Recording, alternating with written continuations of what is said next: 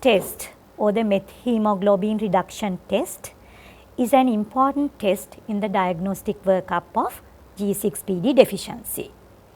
But the important thing is you can't do this test in the acute stage of intravascular hemolysis, because there are reticulocytes, increased number of reticulocytes in the acute stage, and they contain near normal G6PD levels.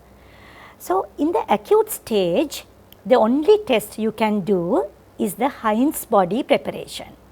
What are Heinz bodies?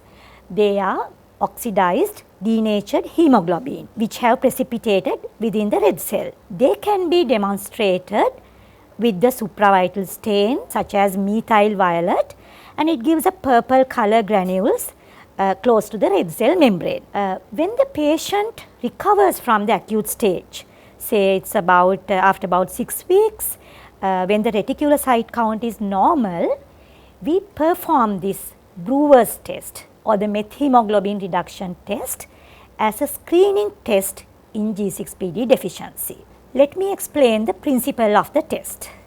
Here what we do is we add sodium nitrite to the blood sample and it converts hemoglobin, right? It oxidizes hemoglobin to methemoglobin. In a normal person, when the pentose phosphate pathway is there, we can stimulate the pentose phosphate pathway by methylene blue. When the oxidized hemoglobin is there, the blood sample gives a brown color, and when pentose phosphate pathway is stimulated, this oxidized hemoglobin will go back to the normal stage, reduce hemoglobin, and it gives a normal red color.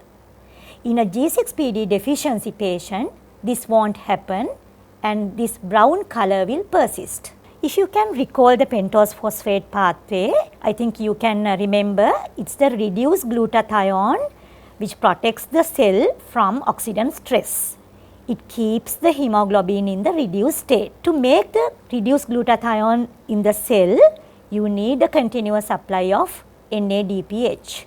So, that is the need of your pentose phosphate pathway and G6PD enzyme. This is what we basically do in the test. We use 4 test tubes here. First, we have to prepare the positive control and the negative control. More precisely, deficient reference tube and the normal reference tube. In the deficient reference tube, we have added EDTA blood of the patient and we have added sodium nitrite. So, it has taken a brown color. So, we keep this as the positive control to compare our final result. For the negative control, we add EDTA blood of the patient, normal color of the blood sample. So, we keep that as the negative reference tube for the final comparison.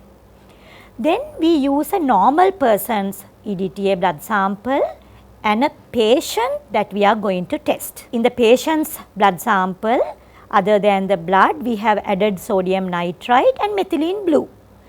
In the normal person, we have added again the same thing, sodium nitrite and the methylene blue. So, we expect a red color, normal color in the normal person. In the patient that we are testing, if the patient is deficient of G6PD enzyme, it should give the color of the deficient reference tube. So, it will give the brown color. So, you can see that in the 4 test tubes,